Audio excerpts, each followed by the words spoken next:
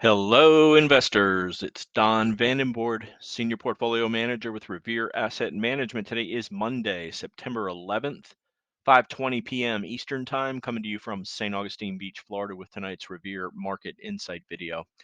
State of the market, we're in an uptrend as of the 8:29 follow-through day. Week uptrend was added late last week in one of the videos, but that may come off tomorrow if we get some follow-through strength, considering what we saw today in the big cap indexes. Let's check over here at the trend gauge leaders, acting bullish, no change there. Short term, on Friday, we came off of uptrend and went to neutral.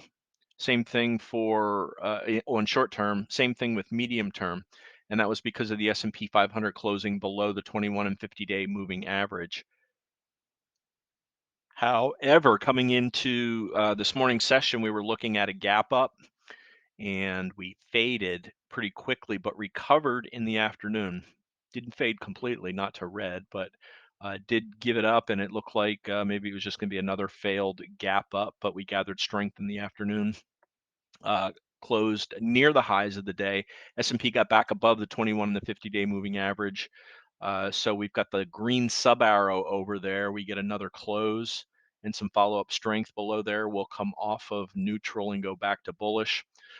Long term, all five of the major indexes are above their 200-day moving average. Remember, the market does not get into serious trouble unless the S&P 500 breaks below its 200-day moving average. Every bear market occurs under the 200-day moving average. So what happened today? Gapped up, and it faded, and it was looking like just another failed gap up, as I said, but nice recovery, back above the 21 and the 50 for the S&P. Here are the final numbers on the day. Our 8 growth ETF composite, the RG8, up 0.5%. S&P 500 gapped up 0.65, faded, got back near the open, up 0.67%. NASDAQ 100 gapped up 0.85, tacked some gains onto that, closing up almost 1.2%. Dow up 0.25%. That's 0.25% less than where it opened. Mid caps up 0.12. Russell 2000 disappointing, gapped up 0.8, closed up only 0.12. A lot of that was due to a negative reversal in oils. There's a lot of oils in small caps.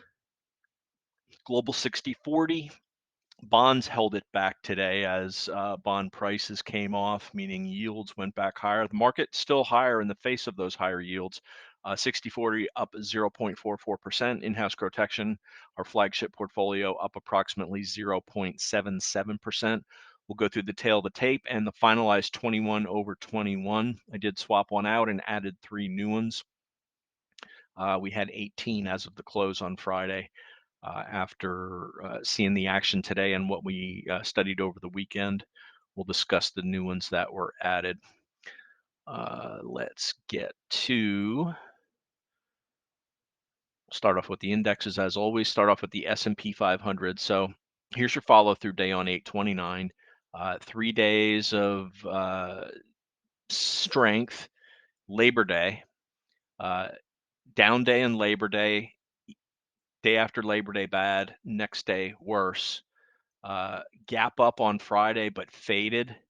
Gap up today, but held. So we went from firmly with a follow through day, looking good, touched but didn't undercut, came close to but didn't undercut the low.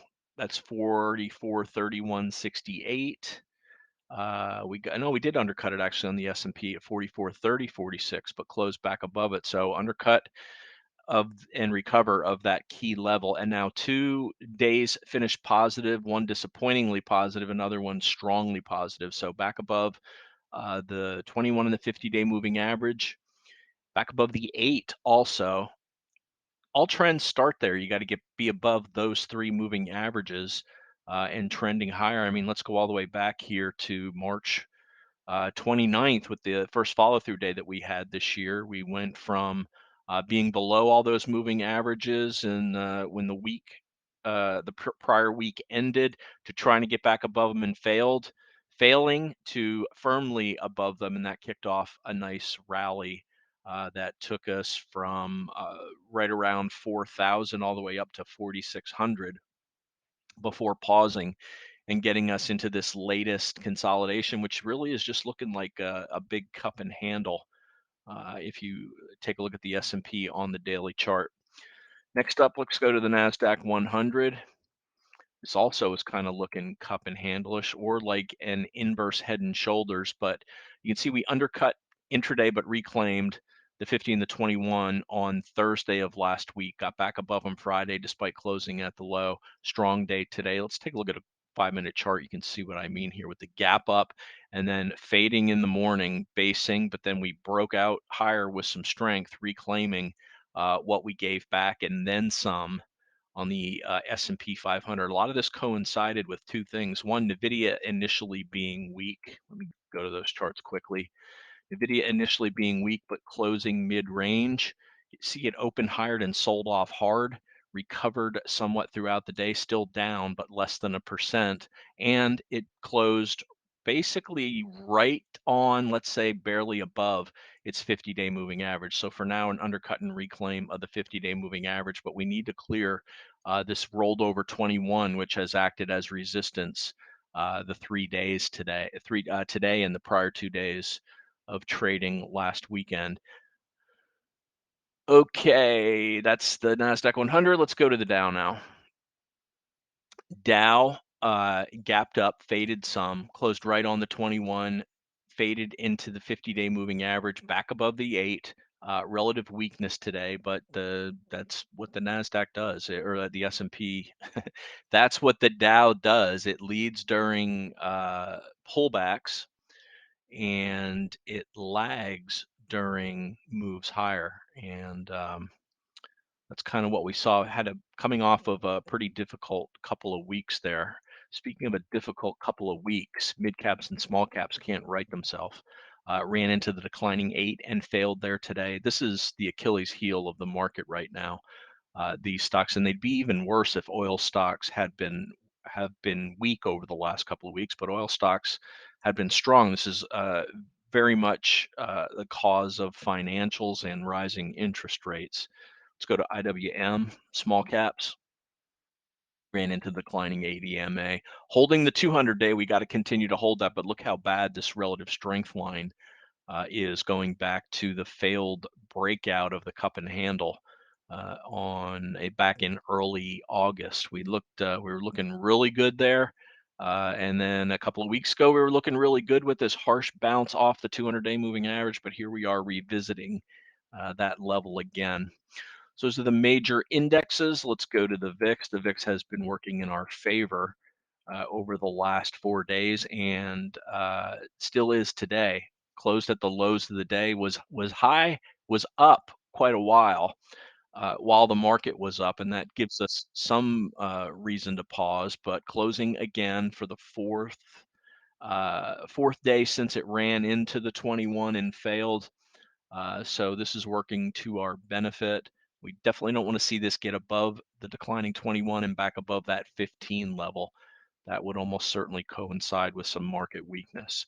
How about another thing that's been in the thorn of the side of the bulls, and that's the dollar. Gap down today, came off those lows, just bounced at the ADMA, but this has been extremely strong.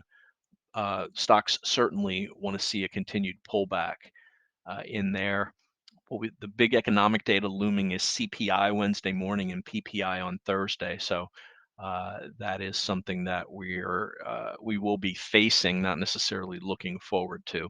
So that's the dollar. If the dollar was weak, would you expect gold to be strong? You would. It was, but not very. Just up 0.2%. Silver, a little bit better, up 0.71, but the chart's broken. And gold stocks GDX, good day, up 1.5%, right into the declining 21-day moving average. Let's do Bitcoin. Bitcoin and the whole Bitcoin complex had a rough day today, making lower recent lows. This looks awful. This is going all the way back to the March lows, down 3.8% today, and any stock tied to Bitcoin had a rough day too. Let's flip the bonds now. We'll start off with the broad bond index BND, down, tight range day. Pretty much bonds were pretty much down all day, which means rates up a little bit. The market rallying in the face of those stronger rates. Here's TLT, down 0.72. But as I said, didn't stop stocks. Let's go to the TYX, the 30-year yield. Uh, Not quite to the highs of where we were 3 weeks ago, but this undercut and reclaim of the 21-day moving average. We're at the top of that range, at the top of the range from last week. We break out above that, I would not be surprised to see this initial strength that we had today in stocks give it up. And we're right at this 43 level for the 10-year yield, also near last week's highs. Stocks definitely want to see weaker rates and the dollar continue to come off if they're going to continue to uh, exhibit any strength after this follow-through day, challenged by weakness, trying to regain its strength today. And we've absolutely got to see mid caps and small caps starting to participate. So that's our inter-asset correlation. Let's go to the tail of the tape. Stochastics improved for large caps. You can see small and mid still down. RG8, 7 of the 8 are weak. NASI was trying to get off of oversold, ran into, it hooked back down. Let's just say that after hooking up early in the week, it hooked back down today. That chart updates on stock charts after 6 o'clock. We'll see what's going there. Dollar overbought and hooking down. That's good. Rates sticking near their highs. I mentioned CPI and PPI. That's really the only noteworthy news. Day count from an 8-day consolidation to one up day. First close back above the 8 and the 21 for the S&P 500. Expectations, we're positive if we're above the 21 on the S&P and the Nasdaq, and we did regain those levels. That level on the S&P today, need to see more follow through on that. As far as individual sectors go, XLC and XLY are what led today. We'll take a look at the charts that were behind that today. Also, as I mentioned, gold stocks more significant on the downside, but didn't impact the big cap indexes. Dollar, as I said, being down. Negative reversal on oil names. Semiconductors weak despite overall strength in the NASDAQ 100. Bitcoin and Bitcoin stocks weak. And I don't want to double up on XLE. I already mentioned that. So what do we do to the portfolio today? Strength early in Fastly. We added to that. We waited till a bit later in the day when we regained some of the strength, but we doubled up our QLD position from last week. And recall, we sold half a Tesla on weakness last week. We bought that back today. And that's a good segue into the best chart of the day. We'll get there in 1 second. Bottom line on the day, the gap up faded, but regained strength in the afternoon. S&P regaining the 21-day and the 50-day moving average. Let's look at some key charts now. And the key chart of the day was Tesla. Morgan Stanley traditionally had been a bear on Tesla. They came out with a glowing report and a massive price target upgrade with a 400 price target. Tesla gapped up today and really didn't look back. Strength all day. Here's a 5-minute chart. You can see the gap up, consolidated for about a half an hour, went blasted to the upside, consolidated a little bit more. Another move to the upside, hit that 275 level and gave back a little bit. This is where we added back that 1.5% on the day. So that was one of the reasons why XLY was up. The other big component of XLY is Amazon, and that's a hell of a nice looking bar there on Amazon, back to above the highs of its earnings gap up.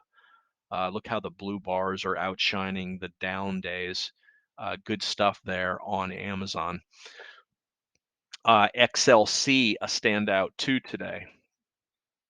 And that's because the two of the biggest components in there are Google, not up as much, but still making recent highs off of this recovery. Netflix is in there, up 0.58%, putting in a nice little handle here. and Meta stand out on the day also, up 3.25%. All this tight action around these compressed moving averages, and it blasted off there today. I would have liked to seen some more volume, but we'll take up 3%. So those are some of the key movers. Let's take a look at some other things that we own. We said we added to Fastly.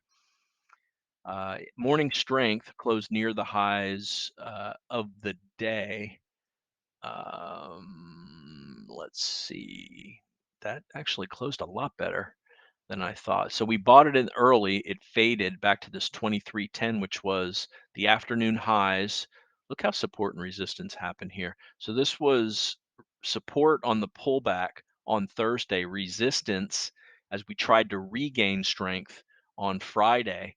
Tested that level in the morning, bounced, tested it multiple times in the afternoon and bounced, and a nice close on Fastly. So we upped our position in that. VRT, another portfolio holding gap down today, reclaimed the 8 by the end of the day and closed at the high of the day, flat on the day. We'll take that.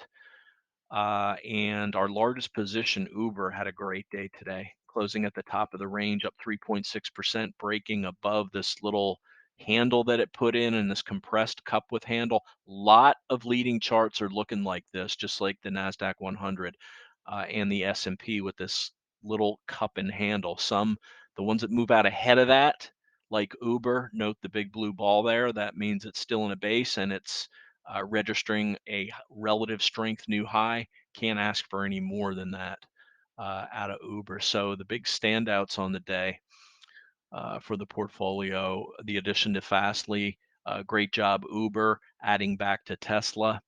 And let's get now to the 21 over 21 and see what the final list was. I mentioned last week I may kick out Palo Alto for crowd, and I did that. The main reason why, let's go to Palo Alto. First of all, trade's kind of choppy. Nothing wrong with the relative strength or the chart. It's up near the highs of the range, but with a 56 PE and only 3% and 6% growth rates on earnings over the next 2 years, those aren't exactly growth numbers. They look a lot better if you look at CrowdStrike. So we're throwing out PanW and putting in CrowdStrike, which actually broke 5 days up here now and continuing to make higher highs after its earnings report. And look at the numbers here, 2024 up 82%, followed by 23% in 2025. So those growth numbers just a lot better than Palo Alto. Seen a lot of other stocks acting very well in this software security group. What else did we add? Well, Tesla got back above the 21 and the 50, holding the 21. Blasted above the 50-day moving average. Took it off as we sold some in the weakness last week, added it back today. Good stuff there. Second of the 3 openings filled by Nutanix. This had a big volume gap up out of this long base. Very nice brief consolidation. Still above average trading 2 of the last 3 days as it's making new highs. Software has been one of the strongest groups. It was a standout from our weekend review. So we added Nutanix and then added DraftKings. DraftKings had a very volatile bar on its earnings day. Then when ESPN announced its partnership with Penn, it had a very ugly day on volume, down over 11%, continued to make lower lows before this shakeout bar on the 18th, and it's been regaining strength, not always on higher volume. Failed at this 30 level on 831, pulled back to the 8 and the 8, the 21 and the 50, and then just had some life off of there last week on Thursday on average volume. Second day up after that, really 4 days up off the 21 and the 50 now before a pullback day today on lighter volume compared to the 2 up days the prior. That's what you want to see. So DraftKings, the 21st entry in the 21-21 list. And with that, we're going to wrap up today's video. As always, like to hear from you. The email's don@revereasset.com. Please like the video if you're watching on YouTube. That helps our algos, the more likes that we get. Really a very few amount of likes compared to the number of people that are watching it. Why you would watch something and not like it is beyond me. We'd appreciate it. Help us out with that small request. If you also interested in becoming a client, you can email my partner, Dan at revereasset.com, or call us 855-REAL-WEALTH. That's 855-732-5932. So I say all the time, it's not how much you make in the market, it's how much of that you can keep. I've been going back and forth between the grow part and the tection part. But this may just be a little handle in this cup and handle on the S&P and the NASDAQ 100, very similar to that pattern I showed on leaders like Uber. Uber broke out today, would like nothing more than the indexes to do exactly the same thing. So that's what we'll be focused on for the rest of the week. As I said, CPI coming in Wednesday before the open. And with that, I'll wrap up the video for Monday, September 11th. This is Don Vandenbord with Revere Asset Management, telling it like it is. Thanks for listening and have a great day.